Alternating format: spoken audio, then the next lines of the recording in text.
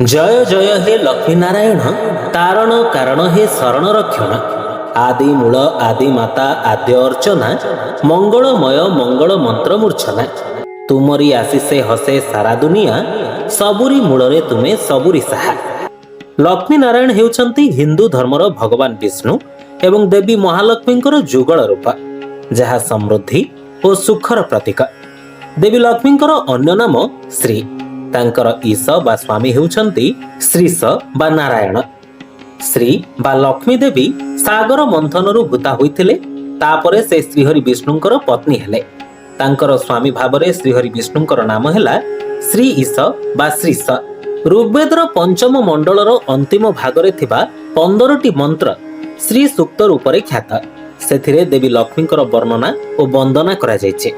महालक्ष्मी जे श्रीहरि विष्णुंकर शक्ति से संपर्क रे ताहा प्रथमे उल्लेख करा जायछि एवं दर्शक बंधु महालक्ष्मी प्रसन्न हेबा पई सेथिरे लक्ष्मीपति को प्रार्थना करा जायछि। श्री सूक्तर प्रथम मंत्र रे कहा जायछि हे लक्ष्मीपति आपण सेई लक्ष्मी को मोर अभिमुखी करांतु जिए हितैषिणी एवं रमणीया से समस्त पापर विनाशकारिणी से माल्य एवं आभूषणर भूषिता एवं स्वर्णादि समस्त संपत्तिर अधिकारिणी। ठीक सेहीपरि श्री सूक्तर द्वितीय मंत्र रे कहा जायछि हे लक्ष्मीपति आपणक नित्य सहचरी एवं भक्तंक प्रति सतत अनुरागिणी लक्ष्मी को आपण मोर अभिमुखी करांतु।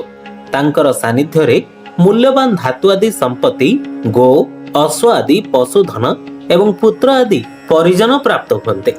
एई श्लोक दुईटीर अर्थ कहिबार तात्पर्य हेउछि श्री बा महालक्ष्मी सहित श्रीश बा श्रीहरि विष्णुंकर घनिष्ठता सूचाई थाए। ऐतिहासिक तथ्य कहे जे आम देश रे ख्रीष्टीय द्वादश शताब्दीर संत रामानुजन समय विष्णु शक्ति भाव देवी महालक्ष्मी उपासना विशेष लोकप्रियता लाभ करि आसिछि। विशेष करी मार्गशीर मास हेउछि लक्ष्मी पूजार विशेष मास। तेबे कौनसी मासर एकादशी तिथि गुरुवार रे पड़िले लक्ष्मी नारायण व्रत हुए। ठीक जेपरि कौनसी मासर शुक्ल दशमी तिथि गुरुवार रे पड़िले जेपरि सुदशा व्रत हुए। पौराणिक कहानी मते दिने युधिष्ठिरଙ୍କ पाखरे आसी पहुंचिले देवर्षि नारद। युधिष्ठिर तांकु आदर सत्कार करी आसन देबा परे पचारिले हे देवर्षि कुहंतु केउ व्रत कले लोके धन धान्य पुत्र सुख ऐश्वर्य राज विभव एवं गो महिषादि पशु संपद प्राप्त होते एवं अंतकाल रे वैकुंठ लाभ करते।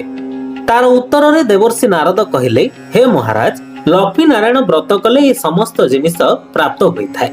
पूर्व काल रे देवता और असुरंक द्वारा पीड़ित होई इंद्र एई प्रश्न देवगुरु बृहस्पति को पचारिथिले।